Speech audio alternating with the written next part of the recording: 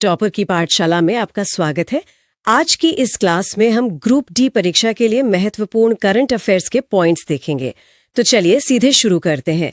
सबसे पहले अर्थव्यवस्था से जुड़ी कुछ जरूरी रिपोर्ट्स और बदलावों पर नजर डालते हैं। एक नमूना पंजीकरण सर्वेक्षण यानी SRS रिपोर्ट 2023 आई है। उसमें कुछ महत्वपूर्ण आंकड़े हैं। जी बिल्कुल। इस रिपोर्ट के अनुसार भारत की जो कुल प्रजनन दर है, मतलब टोटल फर्टिलिटी रेट, वो अब 1.9 है। 1.9? हाँ। और राज्यों के हिसाब से क्या स्थिति है इसमें? मतलब कहीं ज्यादा कहीं कम? हाँ, इसमें काफी अंतर है। सबसे ज्यादा जन्म दर जो है वो बिहार में दर्ज की गई है। वहां ये 25.8 है। अच्छा, 25.8। हाँ। और सबसे कम? और सबसे कम है तमिलनाडु में। वहां ये लगभग 12 के आसपास है। ठीक है, अब जीएसटी की बात करते हैं। हाल ही में जीएसटी अपीलीय न्यायाधिकरण का शुभारंभ हुआ है। जी, इसका शुभारंभ वित्त मंत्री निर्मला सीतारमण जी ने किया और अभी हाल ही में जीएसटी काउंसिल की 56वीं मीटिंग भी हुई है। हाँ, नई दिल्ली में हुई थी, है ना? जी, नई दिल्ली में। इस मीटिंग में कुछ बड़े बदलाव भी हुए, खासकर टैक्स दरों को लेके। हाँ, कुछ बहुत महत्वपूर्ण बदलाव हैं। तो क्या क्या है वो? देखिए, एक तो जो लग्जरी आइटम्स और तंबाकू हैं, उन पर सेस या टैक्स को बढ़ाकर 40% कर दिया गया है। 40%? और आम लोगों के लिए? आम लोगों के लिए बड़ी राहत है। जो रोज की जरूरत की चीजें हैं, जैसे दूध, पनीर, ब्रेड, रोटी और लस्सी, इन सब पर जीएसटी अब 0 है, 0%। अरे वाह, मतलब ये टैक्स फ्री हो गई? जी बिल्कुल, टैक्स फ्री। और कैंसर और जो दुर्लभ बीमारियां हैं, उनकी दवाइयों को भी टैक्स फ्री कर दिया गया है। ये बहुत ही अच्छा कदम है। हाँ, और किसानों के लिए भी एक बड़ी राहत है।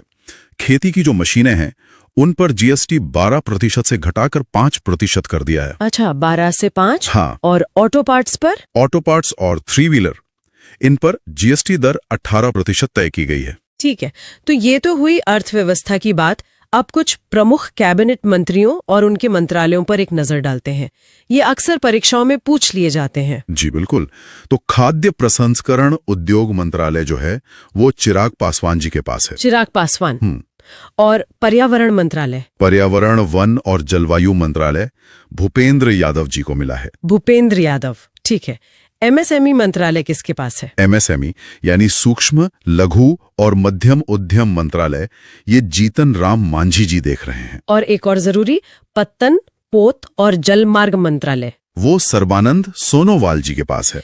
ठीक है, अब थोड़ा अंतर्राष्ट्रीय संगठनों की तरफ चलते हैं। अंतर्राष्ट्रीय स्तर पर भारत की स्थिति और प्रमुख संगठनों से जुड़ी क्या खबरें हैं? तो सबसे पहले IMF की बात करते हैं। अंतर्राष्ट्रीय मुद्रा कोष, उन्होंने एक अनुमान लगाया है। क्या अनुमान है? इसके अनुसार भारत 2038 तक PPP के आधार पर, PPP मतलब परचेजिंग पावर पैरिटी, जी, उसके आधार पर दुनिया की दूसरी सबसे बड़ी अर्थव्यवस्था बन जाएगा। ये तो बहुत बड़ी खबर है। और IMF का मुख्यालय? इसका मुख्यालय वॉशिंगटन DC में है और इसकी MD हैं क्रिस्टालिना जॉर्जीवा। Kristalina Georgieva. अच्छा, अब ब्रिक्स संगठन की बात करते हैं। उसमें भी कुछ हलचल है? हाँ, ऐसी चर्चा है कि इंडोनेशिया ब्रिक्स का नया सदस्य देश बन सकता है। इंडोनेशिया? और ब्रिक्स का मुख्यालय कहाँ है? इसका मुख्यालय शंघाई, चीन में है। ठीक है। और NDB मतलब न्यू डेवलपमेंट बैंक, उसके बारे में क्या अपडेट है? NDB के अध्यक्ष हैं डिल्मा रूसेफ। Dilma Rousseff. और इसके 2 नए सदस्य देश बने हैं। कौन कौन से? 10वां सदस्य बना है कोलंबिया और 11वां सदस्य बना है उज्बेकिस्तान। कोलंबिया और उज्बेकिस्तान। ठीक है, अब आते हैं बैंकिंग और वित्त सेक्टर पर।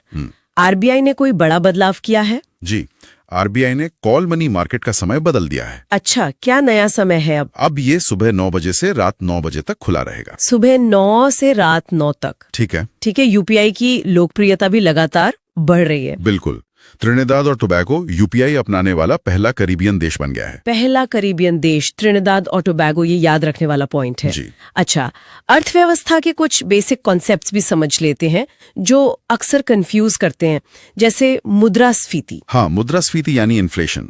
ये तब होता है जब डिमांड ज्यादा हो और सप्लाई कम, मतलब महंगाई बढ़ती है। और इसका उल्टा? इसका उल्टा है अस्फीति यानी डिफ्लेशन, जब डिमांड कम हो और सप्लाई ज्यादा हो तो मंदी आती है। और एक और शब्द है स्टैगफ्लेशन, वो क्या है? स्टैगफ्लेशन एक खास स्थिति है जब महंगाई और मंदी दोनों एक साथ होती हैं। अच्छा, महंगाई और मंदी एक साथ, ठीक है।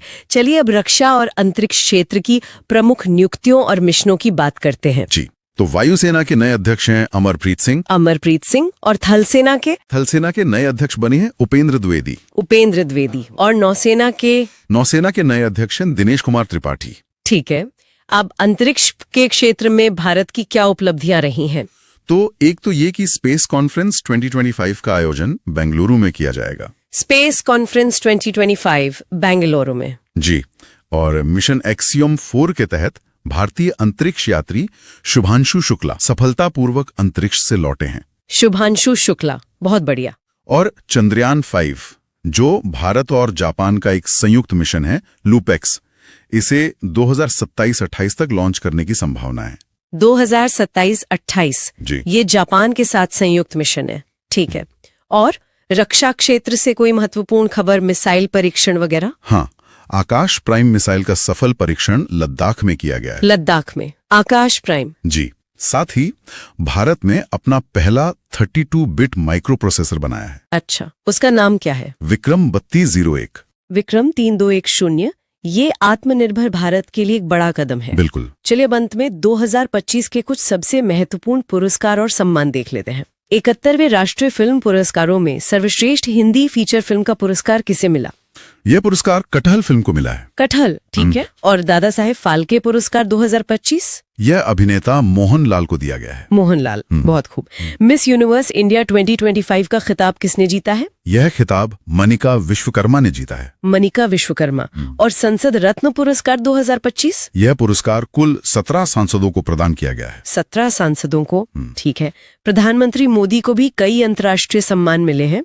जी, उन्हें हाल ही में 3 प्रमुख सम्मान मिले हैं। कौन से? एक तो ब्राजील का सर्वोच्च सम्मान है the Grand Collar of the National Order of the Southern Cross. ये थोड़ा मुश्किल नाम है। हाँ। दूसरा है त्रिनिदाद और टोबैगो का ऑर्डर ऑफ द रिपब्लिक। और तीसरा नामीबिया का order of the most ancient Welwitschia mirabilis. ठीक है, ये तीनों याद रखने होंगे। और कोई खास पुरस्कार विजेता? जी, अभिनेता सोनू सूद को मिस वर्ल्ड फेस्टिवल में मानवतावादी पुरस्कार से सम्मानित किया गया है। मानवतावादी पुरस्कार सोनू सूद? जी। और विश्व खाद्य पुरस्कार 2025 ये ब्राजील की डॉक्टर मारियांगला हंगेरिया को मिला है। डॉक्टर मारियांगला हंगेरिया, ब्राजील से। चलिए जाते जाते एक महत्वपूर्ण दिवस भी याद कर लेते हैं। जी, 10 मई को 1857 की क्रांति दिवस के रूप में याद किया जाता है। और 11 मई? और 11 मई को राष्ट्रीय प्रौद्योगिकी दिवस मनाया जाता है। बिल्कुल। तो ये थे कुछ बहुत ही महत्वपूर्ण करंट अफेयर्स के पॉइंट्स। वीडियो को पूरा देखने के लिए धन्यवाद। बने रहिए हमारे साथ।